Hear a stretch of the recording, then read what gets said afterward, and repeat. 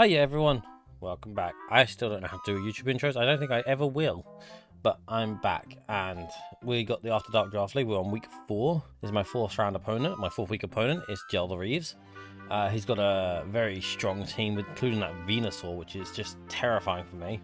We have our team set up. This is what we're bringing this week. There's a few things here. This Venusaur has been such a problem that I had to enlist the helps of a draft veteran in Norah. I will link her below.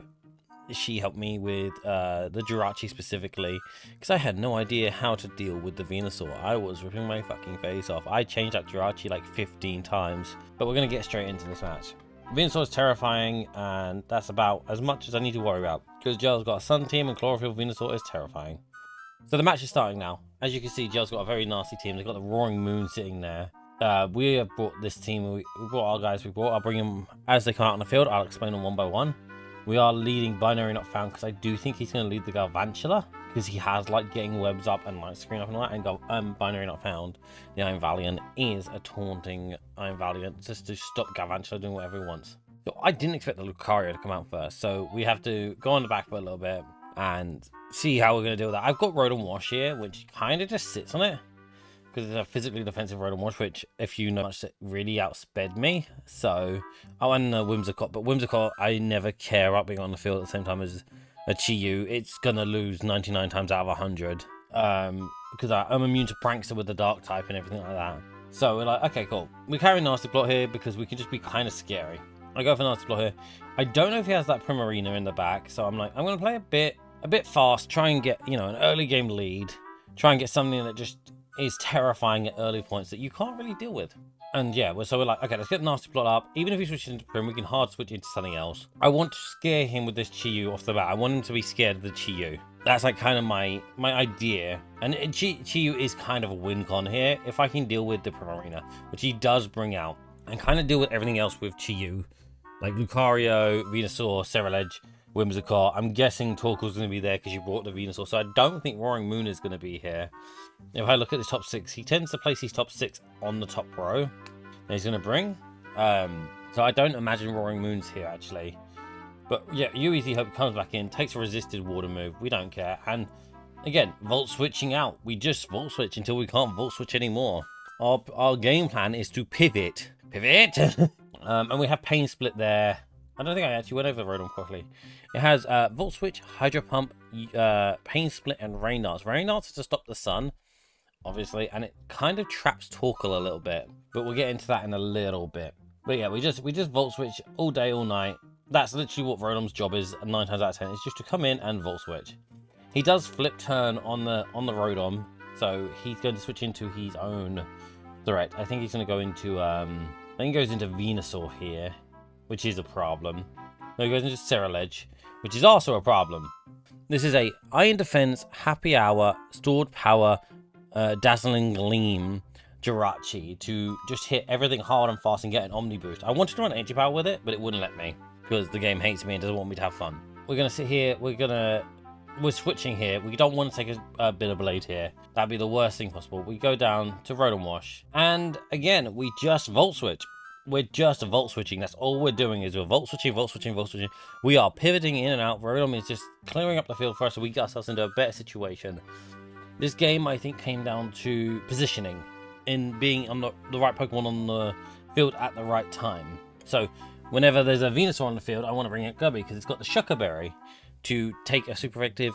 So with Gubby, actually, with his Shucker Berry, he lives a +2 Earth Power, which is very nice, which is something we needed. And it threatens Big Gulp in return. Heavily threatens it. He doesn't know that yet.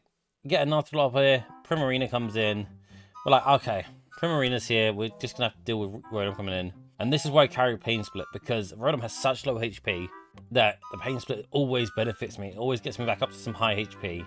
I don't know what he's going to do here. He's probably going to Flip Turn because he can't really do much with Sheddy. With the Primarina to my Rotom, he just knows I can Volt Switch. But I Pain Split here because I'm like, I need to get some health back regardless of what comes on the field. Because Yui's meant to come in here and eat some physical hits. I did forfeit Will-O-Wisp this week, which I normally run. Because Rain Dance just looked more important to me in this match. He goes send out the Torkoal.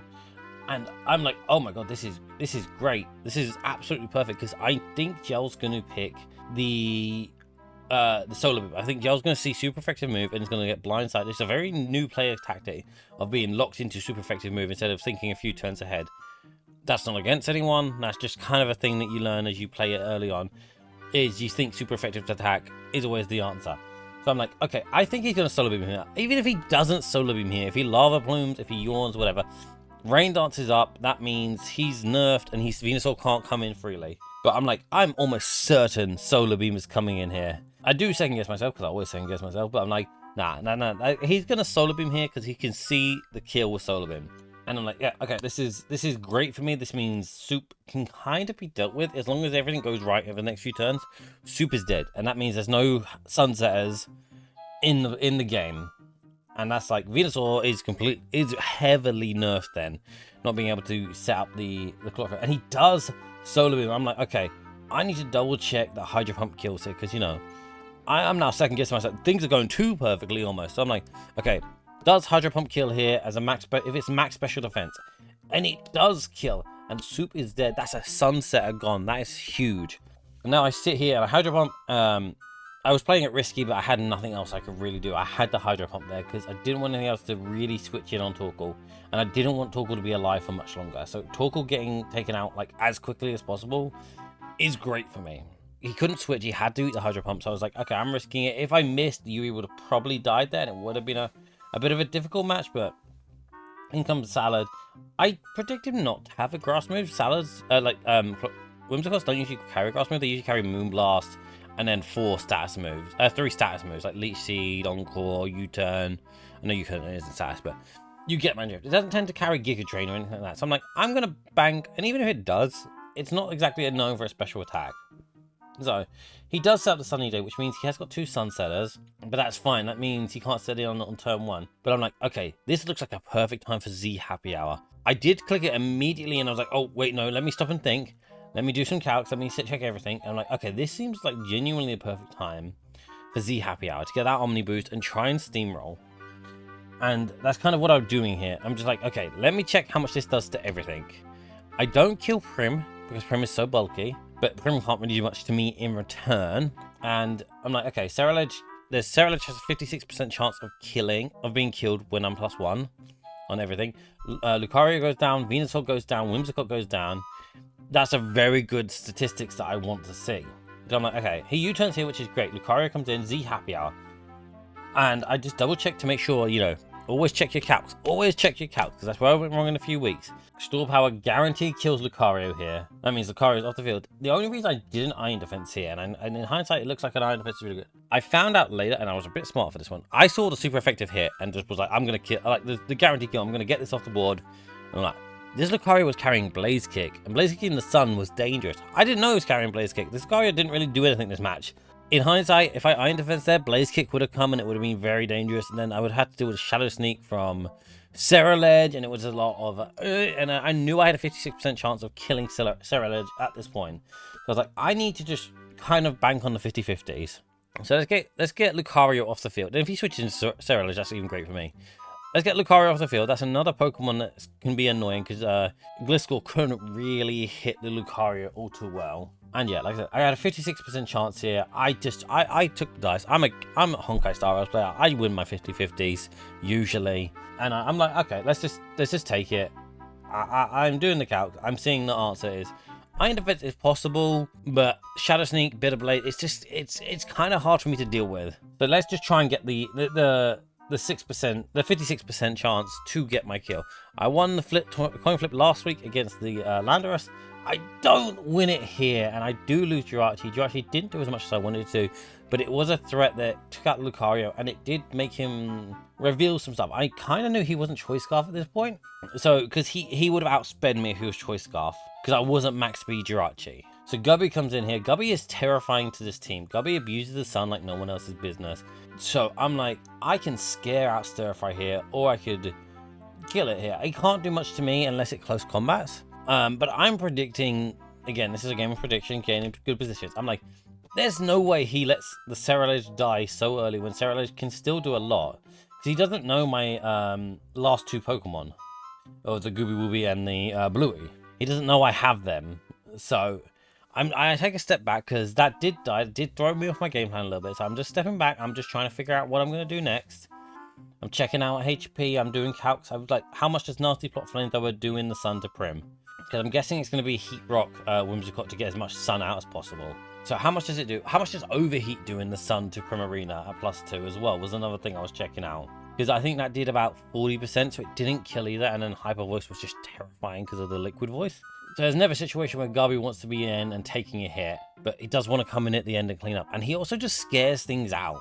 He comes on the field against things he can kill, and it scares them out to things that can kill it, but gets me in a better position.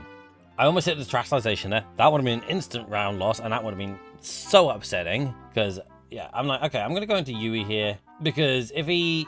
I think the Primarina is kind of obvious there, because he doesn't want to take a Dark Pulse. I'm like, it's mind games, mind games, mind games, mind games, mind games. If he did use an attack there, this is physical defensive Rotom Wash. I doesn't really care too much. But yeah, name of the game with Rotom is Volt Switching around the place. You could tell I was a little thrown off the Jirachi died. I know I had the coin flip, but I was a little thrown off. So you can see I made a risky play there because it could have ended badly for me. But Sheddy is 47%. That's great for us. We're seeing it is the Heat Rock Whimsicott as well, so it has no passive recovery with leftovers, and it hasn't got boots. We didn't bring hazards this week because I didn't think I needed them. Because I had the Iron Valiant to stop sticky webs, so I was like, I don't need to counter sticky webs with sticky webs. But we see that Bluey can be quite good here. I'm thinking to myself, in the sun, Primarina would never use a water type move against Rotom Wash in the sun. It just doesn't make sense. This could have been, again, a bad misplay for me. But I'm like, there's no universe where it comes in and uses it. It uses Dazzling Gleam here. It did do a bit too much, more than I wanted it to. So we're like, okay, we have got Toxicroak. We got this score is Earthquake Facade, Swords Dance Roost. It's got enough speed to outspeed Lucario, even max speed Jolly. And yeah, we're just like, okay, Primarina could die to an Earthquake, but I kind of need to be +2, and then I kind of run away a little bit. So unfortunately, Bluey doesn't do much in this fight. I can say that now. It doesn't really do too much in this fight. I'm just doing some calcs, checking some stuff. We almost Terastallize again, which is sucks. We keep almost hitting the Terastallization button. Again, that would be a game loss. I'm like, okay, Rotom comes in. It's going to eat the water move. It can Volt Switch. It can do whatever. Rotom keeps switching in and out, switching in and out.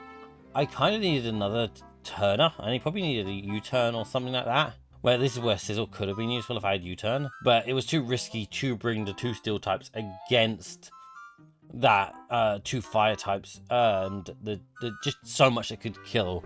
Weather Ball from Venusaur, stuff like that. So we're like, okay, let's Volt Switch on this turn, because that's pretty much the name of the game with Yui. If I can't do something else, I'm just going to Volt Switch. I have a Volt Switch or Hydro Pump. It does something to something. It's really hard to counter the water electric type combo, unless you're like a Lantern with like water absorb, but even then you don't want to take a Volt Switch. It gets a bit confusing, but there's always something Rotom can be doing. I've been doing some damage, or it can be switching out. I don't see the need to hit Rain Dance again. It just scares Whimsicott in. And I'm like, if I can keep that in the back for a second, just while I set myself up, it's great for me. I did check something as well. I didn't know this worked. It probably makes sense to everyone else, but I've never encountered it. But the Happy Hour, if I use that, Whimsicott can't Encore me into Happy Hour, which is very funny. But yeah, we do that. We take it down to 16%. That's amazing for us. We take the move. We take that Dazzling Gleam quite nicely. And Google will be the second is in. He's just standard transform, Choice Scarf Ditto. I'm here to counter kill you. We do some calcs here, and we see that Dazzling Gleam 100% kills Primarina. And Primarina being gone is great because that means Gubby can just set up and go do whatever it wants. Nothing can switch in. I know Primarina is at low health and I can kill it, but it means I can set up freely. And setup is kind of the name that I love to play. But the Whimsicott is in the back. The Venusaur is in the back. Ice Beam might have been smarter here, but I knew Ice Beam didn't kill Sheddy. And I didn't want to give it more chances to be alive. So we're like, oh, maybe Ice Beam, maybe... Oh, no, Ice Beam doesn't kill Sheddy. And we want Sheddy dead, because it just stops Gubby from running wild. Gubby is a win con at this point. Gubby is what will win us the game. So we need to get Gubby in the best position to win the game. So... check the HP, he's at 16%. We do 18% minimum with Dazzling Gleam. I do respect the Dazzling Gleam over the Moonblast, because if I brought the Komodo, it is immune to the Moonblast because of Bulletproof. But I was like, there's 4 fairy types, I ain't bringing Komodo. That thing ain't seen. After last week, Komodo needed a rest. He took a devastation took lives last week. So we're like, we need to give him a rest. Dazzling Gleam onto the Venusaur would be bad, but I don't see Venusaur switching in case of the Ice Beam. But I could see it switching. I just hard switch again. I'm not bothered. I can go into Iron Vow. I could go into Chi-Yu. But we do get the critical hit on... I did skip the turn, but I do get the critical hit on the Whimsicott, meaning there is no Sun setup. It means there's no Sun for Venusaur running around. That means he has to Mega Venusaur because there's no reason not to now. You don't get any benefit from not being Mega because there is no Sun up. That does lock him kind of into stuff. That makes it a lot easier for me to predict. I know I one-shot with Flamethrower with Gubby at 50%, so I'm like, okay, I need to sack something, and I don't really know what to do. So Yui comes in. I'm like, Yui, you've done your job. 07 Yui. And we're like, okay, Big Gulp is at 100%. We need him to be at 50% to kill a Mega Venusaur. He didn't Mega this time, but I know he has the Mega Venusaur. I know he likes to proc it. He did draft Mega Venusaur, not basic Venusaur, so there isn't any mind games there. It's just Mega Venusaur. Iron Valiant is coming out, and like I said, it didn't lead the Garvantula, so it kind of threw me off leaning Iron Valiant. Iron Valiant is great. Wonderful Pokemon. I didn't see it winning this match. At this point in the game, I did not see it as a win con. I just saw it as get as much chip onto Venusaur as humanly possible. You need to get it down to about 50% for Gubby to come in and kill it with a Flamethrower. That's what has to happen. So I'm like, okay, let's just Psychic and Psychic and Psychic until we die. That's all we're going to do. And he predicts, he kind of over predicts. He thinks I'm going to do something funny. So he does do Giga Drain. You'll see it in a second. Instead of just doing the Sludge Bomb kill, which actually does help me a lot more. So yeah, we Psychic here. He does Mega Venusaur, obvious Mega Venusaur. He does 43% with Psychic. He uses Giga Drain, gets some health back. I'm like, okay, I'm just going to Psychic again. I need to do damage. I need to get this thing as low as possible with Iron Valiant so that Chi-Yu can come in and clean up. We know that the Cerulege isn't Scarf because otherwise it would have outspeeded the Jirachi earlier because it wasn't max speed. So Gubby comes in. I one-shot this thing now with a Flamethrower. I did get the calcs wrong. I did have it as +2 and I was like, oh, I do 98% to this. That's fine. But that was before. I knew I did 50% before I added the +2. I was just not reading the right calc. But I'm like, okay, I know Gubby kills here. If he switches into Cerulege, it's fine. I can't risk this Venusaur taking out Gubby because Gubby is a win con here. So I'm like, I just have to Flamethrower. I just have to Flamethrower. If he switches into Cerulege and he has the Flash Fire, that's fine. We can deal with that. We just deal with the Dark Pulse. Yeah. And like I said, as we know, it wasn't Choice Scarf. It didn't outspeed my Jirachi. My Jirachi had barely any speed investments. It would have outsped as a Choice Scarf. So I'm like, okay, I know this. I'll put my house that this thing isn't Choice Scarf. I'll put my house on it. I put my streaming career, my everything on this not being Choice Scarf. I am so certain this isn't Choice Scarf. That I'm like, Dark Pulse comes in, it does 157,000%, kills every Cerulege and its ancestors. Even specially defensive Cerulege. I just do one quick calc. I do one last quick check because, you know, I'm so confident. I'm so certain that this is going to happen. I'm like, no, stop overthinking it. You're thought out. You're in a perfect position to win. If all else fails, if everything goes wrong, if this is Choice Scarf, we have the Ditto in the back where we could do the Choice Scarf battle and potentially win with Poltergeist. But no, it isn't Choice Scarf. We take it out. I'm so certain it wasn't Choice Scarf. And yeah, Venusaur and Chetty can't do much. Flamethrower kills here. No questions asked. I'm just triple checking. But yeah, Flamethrower comes out here. I'm kind of speedrunning here. This is a game over for us, I think. I think this is just... There's nothing else Gel can do. As long as we don't get a mid-roll. As long as we don't get minimum rolls on this Flamethrower. And even then, like I said, we have the Gliscor, we have the Ditto, we can switch into something. We do the Flamethrower, we take it out, we win game 4. We are 3-1, and that was fucking terrifying. Like, when I say that was terrifying, that was terrifying. That Venusaur was so hard to counter build. And I knew it was coming because it was such a good answer to my team, so it was something I had to prep for. Unfortunately, Torkoal, another week goes by and Torkoal does nothing, and I feel so bad for that Torkoal. That Torkoal cannot catch a break. But yeah, that was week 4. Week 5 is next week. It's the final week. It's the final match. I'm facing Hailstone, probably the one I fear the actual most. Not because they have a strong team, they do, but because they are so knowledgeable about Pokemon. But thank you, Gel, for the wonderful match. It was very anticipated. And I actually really enjoyed this match because it made me think outside the box. It made me think of things that I didn't normally run. Like, I was speed EVing the Gliscor. I was running the berry on Gubby. I was thinking of these things that I wouldn't normally think of, and thinking, thank you to Norah, who's linked below. Please go check her out. Thank you so much for your help. I do appreciate it so much. She didn't give me all the answers, but she did give me a push in the right direction. And that's kind of what I needed sometimes. It's never a bad thing to ask for help as well. But yeah, that's it for me. We are going into week 5 as a 3-1. We are joint second on the leaderboard, which is huge, meaning if we get into top 3, we make it to playoffs. So we have to win one more match. We got to lock in one more week and we make it to playoffs. And that was my goal. That was my goal at the end, was to make it to playoffs. But yeah, thank you for watching. Thank you for hopefully liking. If you missed something, if I missed something and you see it, please let me know in the comments. I do try to respond to everyone when YouTube lets me, or if nothing else, I will like and heart your thing. And if you did enjoy, please let me know in the comments. Tell me if I missed anything. Tell me if you would play it differently, how you would have played this match, what you would have brought against this against Gel. I thought the Roaring Moon was coming definitely because Roaring Moon is a demon, but Gel I guess thought it wasn't necessary. But yeah, with nothing else left to say, enjoy your day. Thank you for being here, and yeah, please like and subscribe.